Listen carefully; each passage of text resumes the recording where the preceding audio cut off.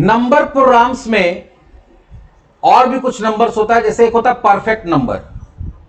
Perfect number किसको बोलते हैं? Perfect number is a positive integer. पहले तो पॉजिटिव होना चाहिए और इंटीजर होना चाहिए, पॉइंट वाला डेसिमल पॉइंट वाला नंबर नहीं होना चाहिए, नेगेटिव नंबर नहीं होना चाहिए। That is equals to the sum of its proper divisor, proper positive divisor, which are all its divisor except the number itself. कोई भी नंबर है उसका जो भी प्रॉपर डिवाइजर, जिससे वो फुल्ली डिवाइड हो जाता है, वो प्रॉपर डिवाइजर्स का सम निकालना है। क्या निकालना? प्रॉपर डिवाइजर का सम। और अगर वो इक्वल टू दैट नंबर हो जाता है तो क्या कहलाता है? Perfect number. जैसे फर्स्ट नंबर है 6, तो 6 का डिवाइजर कौन कौन होगा? 1 से डिवाइड होगा, 2 से डिवाइड होगा, 3 से डिवाइड होगा, 4 से डिवाइड नहीं होगा, 5 से डिवाइड नहीं, और 6 से तो डिवाइड होता ही होता है। लेकिन यहां पे क्या बोला गया है कि उसका वो पर्टिकुलर नंबर अपना जो सेल्फ नंबर है उसको छोड़ के जो डिवाइजर्स है, तो अगर 6 है तो 3 तक जाएगा, 3 के बाद फिर क्या है? 6 ही है। तो अगर 1 + 2 + 3 करते तो कितना आ जा रहा है? वही नंबर आ जा रहा है ना, उसका डिवाइजर्स का सम करने के बाद। 28 का डिवाइजर कौन होगा? 1 से डिवाइड होगा, 2 से होगा, 4 से होगा, 7 से होगा और 14 से होगा, एक्सेप्ट 28। तो अगर इस सारे को ऐड करेंगे तो कितना आ जा रहा है?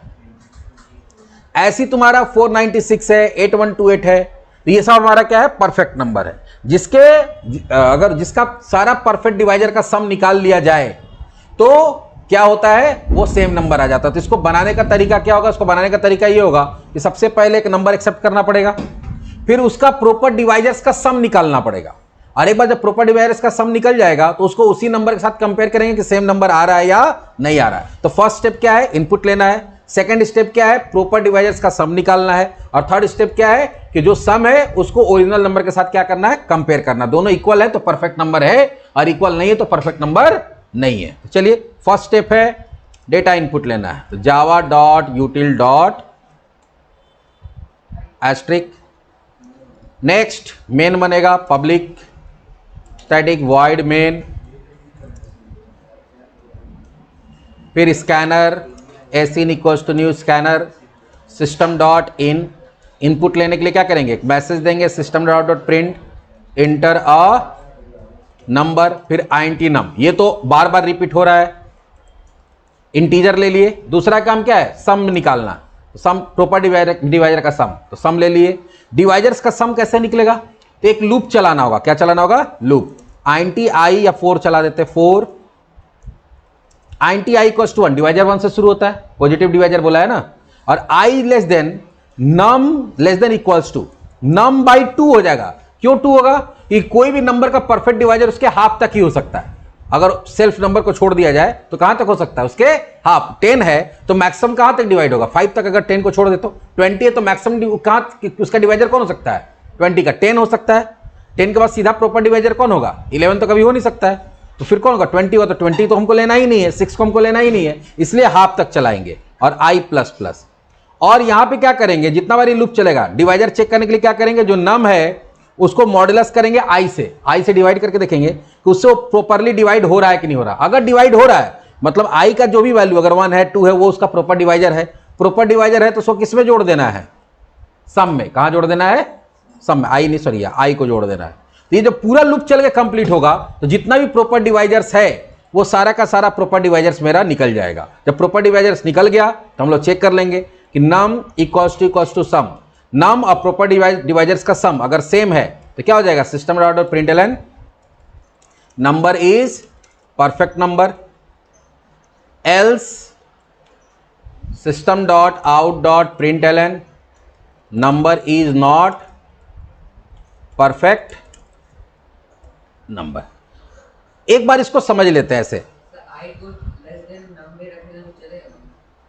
लेस देन नम बाई नहीं, num by less than equals to num by 2 होगा। हाँ, लेस देन नम भी लिखो चलेगा। अगर तुम्हारा कहना है कि i को लेस देन नम लिखे तो चलेगा, एकदम चलेगा, कोई दिक्कत नहीं है। लेकिन इससे टाइम वेस्ट होगा। अब सोचो 20 को तुम चेक कर रहे हो तो 10 के बाद तो प्रॉपर डिवाइजर मिलेगा ही नहीं। लेकिन ये 11 भी चलेगा, 12 भी चलेगा, कहां तक चलेगा? 19 तक चलेगा। तो जब हमको पता है कि 11, 12, 13, 14, 15, 16, 17, 18, 19 ये कभी भी 20 का परफेक्ट डिवाइजर हो ही नहीं सकता है 10 के बाद, तो हम उतना लूप क्यों चलाएं? टाइम क्यों वेस्ट करें? तो अपने प्रोग्राम को आपको क्या करना होता है? अपने प्रोग्राम को आपको एफिशिएंट भी बनाना पड़ता है कि कम से कम टाइम में वो काम करे। लॉजिकली वो गलत नहीं है, अगर मार्क्स के हिसाब से भी तुमको मार्क्स मिल जाएगा पूरा, कोई दिक्कत नहीं है, लेकिन कंप्यूटर के लिए वो ओवरलोड हो जाएगा। क्या हो जाएगा?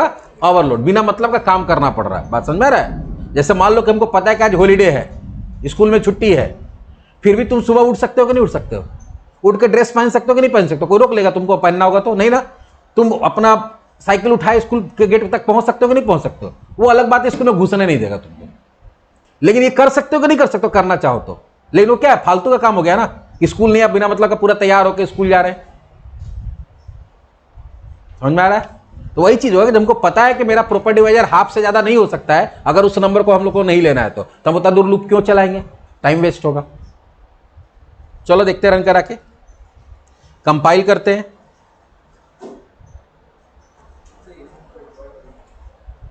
नंबर दिया, चलो 60 डालते हैं। क्या बताया? परफेक्ट नंबर 6 के बाद 28 है, उसको भी डाल के देखते हैं। परफेक्ट नंबर बोला। अच्छा, हम लोग डालते हैं 8। 8 को क्या बोला? क्यों? क्योंकि 8 का डिवाइजर कौन होगा? 1, 2 और 4, यही ना परफेक्ट डिवाइजर। तो 1 + 2 6, सॉरी 1 + 2 6 बोल रहे दिमाग खराब हो गया मेरा। 1 + 2 3 और +4 कितना हो गया? 7।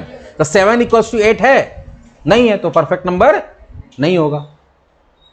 इस तरह से हमारा क्या हुआ? परफेक्ट नंबर का प्रोग्राम हो गया। तो यहां पे हम लोग क्या कर रहे हैं? 1 से शुरू कर रहे हैं, उसके हाफ तक जा रहे हैं, और हर 1 से 2 से 3 से 4 से सबसे डिवाइड करके देख रहे हैं कि वो नंबर किससे फुली डिविजिबल है, और जिससे फुली डिविजिबल होगा वो उसका परफेक्ट डिवाइजर है। उसको सम में क्या करते चले जा रहे हैं? ऐड करते चले जा रहे हैं, और लास्ट में जो सम है उसको नम के साथ कंपेयर करके चेक कर ले रहे हैं को परफेक्ट नंबर है या नहीं है।